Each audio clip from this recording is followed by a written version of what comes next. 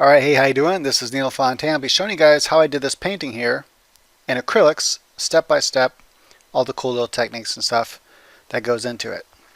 So it's kind of a Bob Ross style painting, but done with acrylics. And let's go ahead and get down to business here. So I got the video here. I had the video. And there we go. Alright, so first thing I do is I use a chalk. It's basically a colored tinted chalk. I use a light color here on top of dark, and I use like a tan color or something if I'm on top of something lighter. When I like to use chalk, you can also use pastels and not like pencil. Obviously, well, pencil won't show up on black anyway. So at first I primed the canvas with black. To do that, I just used phthalo blue and burnt umber. I recommend using, well, you can do half and half, or you can do a little bit more burnt umber than phthalo blue. It just depends. Either way, you're going to get a nice dark color. And you're going to let it dry anyway. I just hit it with a blow dryer and let it dry that way. So I use my non-open paints, the golden heavy body paints. That way they dry faster. And then I'll use golden opens so that they stay open longer. And I hate when my palette dries out, so this way my palette doesn't dry out either. I can finish several paintings without my palette drying out, which is really cool. And you can still dry it on the canvas just by hitting it with the blow dryer. So, all right. The first thing is, after I have it sketched in, actually I probably should turn off the sound. Alright, so then I start with the moon, and this is using, so I have titanium white and I have zinc white. Zinc white is a transparent white. It's really good for doing misting and things like that. So I'm going to start here by adding the white circle. I'm using a white bristle brush here. This is actually real hair brush. I know a lot of people say don't use bristle brushes with acrylics because the water will ruin them, and they might get a little bit ruined faster with the water, but they're really good brushes and they actually hold up for a long time. And I like using them for certain things, like doing things like this, clouds, and like that. This right here is a Bob Ross brush. This is also white bristles. It works fantastic with acrylics. You'll see that for the trees. I have noticed though that using water to clean it does seem to make the hairs flare out just a little bit more, but it's not really a big deal. You just, when you use a lot of paint with it anyway, so it doesn't really matter. So here I'm using the titanium, or excuse me, I'm using the zinc white and doing little circle motions with it, kind of pushing it into the canvas, and then just like lightly brushing it around in little circles. And this is going to dry darker than what it looks like, so you want to kind of put it on kind of heavy. And so I'm just going to go past this part here. I added just a little bit of the phthalo blue and a little bit of Payne's gray. I use a lot of Payne's gray throughout this painting.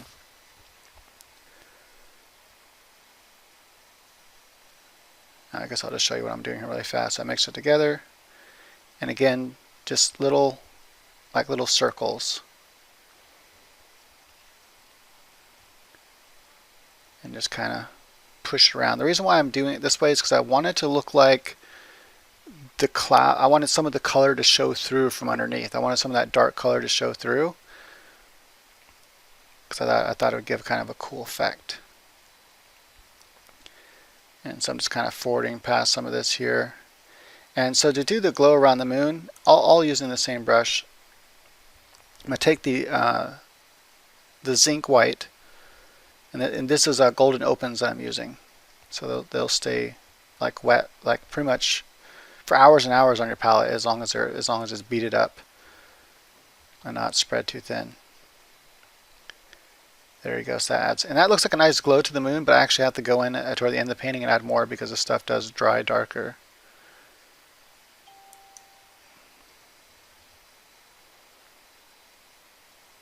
So I'm just kind of show you some of the techniques so you can see everything I'm doing before I fast forward again.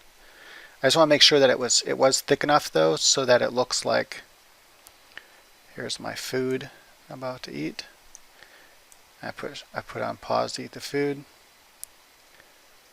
And notice I went down here where I'm gonna have my trees coming up. I made the mist come down a little bit farther and just made it kind of light. Another thing you can use to get a nice misty look would be a mop brush, which I'll use here in a little bit.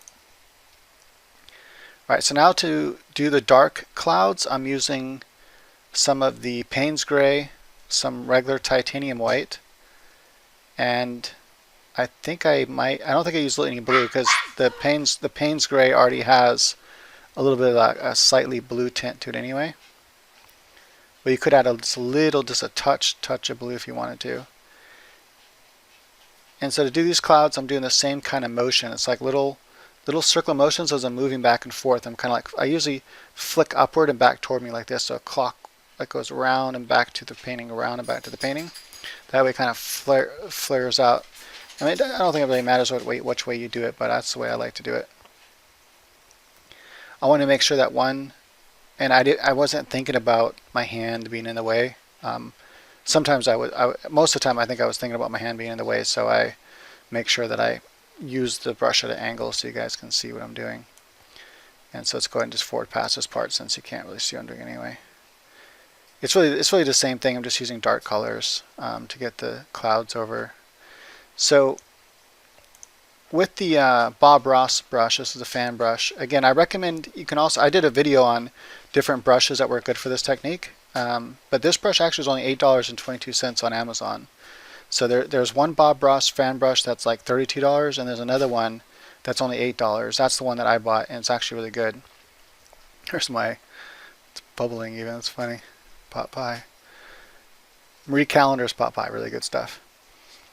So what I do here is I take the brush and let's say here's a fan brush, I kind of push into the canvas and I kind of push up like that, like push it up into the canvas like this, boom, boom. So don't push down, kind of push up, so the bristles all go like this and go into the canvas like that, and they kind of push up on them like this, and that's what gives that nice kind of natural tree look. And make sure you have a lot of paint on your okay, it's forward fast of food here. Make sure you have a lot of paint on your brush when you do that. So now I'm laying down some, I believe this is titanium white now, which is a little bit of the phthalo blue and Payne's Gray. Very, very little bit. Just enough to make it look kind of a bluish color so it doesn't look like it's pure white. And then here's where you want to use a mop brush. Make sure the mop brush is dry, or even just have a little bit of medium on the tips of the bristles if you really want to have it, you really want to like smooth things out or make mist. It just makes it a little bit easier. Especially if you're not using opens, then you want to use a lot of the medium. The medium I use is Golden's glaze. It's their glaze medium, and it also acts as a retarder, means it slows the drying of the paint down. And so after I kind of blend out the edges with this brush, let's see, I'm doing there. This paint only took me like an hour to do. Here we go. Now I'm using the mop brush. So after, you want to make sure that obviously the paint is still wet when you're doing this, and I use it dry, just boom, brand new brush dry. It's a really soft mop brush. I think it's by Ruby Satin, or I think it might be the Ruby Satin line, I'm not sure. Anyway, it's the red one. I think Ruby Satin is actually their blue handle, so it was by Silver, a silver brush. It was a silver mop brush. It might not have been the Ruby Satin, it might have been I think the red ones are the ones below that. Really soft, really nice, really good for this kind of misty stuff. And what I noticed is if I just dipped the tips of the bristles and then worked it around a little bit onto the palette into the medium, that made it, spread the mist or the paint that much easier to make it misty and to blend it out. I think right here is where I do that, yeah. I'm trying to show where. There, right there. So I'm dipping a little bit into that's the actual medium, the glaze. A little bit of glaze, and look at that. Now it just takes that paint and moves it around really nicely. It's a very, very soft touch and just little circles. And it gets a nice misty look to it. And using the medium also helps you not get that dry brush look, because I want it to look like it's just blending in. I don't want it to look like dry brush work. want it to look like oils, and that's how you do that. You can also put the medium down first and then put the paint down and then use it to blend into the medium, and that will give that nice blended look as well. It's kind of like the wet and wet technique with oils, because he'll put, remember, he puts down his liquid clear, Bob Ross does. He either puts down his liquid clear, and I blow dry now before I do the trees. He puts down his liquid clear or his the liquid white or liquid black, depending on what he's going to be doing. So here I'm just using, I'm going to use a straight Payne's gray to do my trees. I think for one tree I use a little bit of the burnt umber. If you don't have Payne's gray, you can use burnt umber and phthalo blue, and that will make a nice dark black color. Make sure to get a lot of paint on both sides of your brush. You don't have to do the whole, just the the tip, but make sure the whole thing has a lot of paint on it. You don't have to do the whole entire fan brush though. Like this is, don't do all this, just do the top part of it. Just make sure it has a lot of paint on it. Don't be stingy with the paint with the fan brush. So you start with the corners, bristles, and you just want to kind of just dot. At first I go up like this and make the center one, and then I start with just the corners and I go like this. I kind of lay like back and forth like that, almost like a seesaw as I'm going down. And then as I'm going down, I'll start using more of the middle bristles. Then I'll start using the middle, and then I'll do middle, and I'll go this way and this way as I go down. So I'm using each side of the bristles. This side does this branch, this side does these branches. Just kind of rock it back and forth.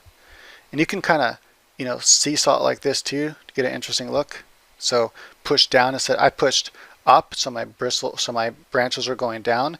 If you want the smile to go up, just push the bristles down. So here's the fan brush, like this. Push it down to have the smiles go up. If you want the smiles to go down, push it up like this. So up into the canvas as you're going. And also, if you imagine that, okay, I can't, let's see from the side. I'll go right at you guys like this. So imagine you're going boom, you're pushing here, pushing here, like that. So it kind of has this, like a zigzag going down. That makes a nice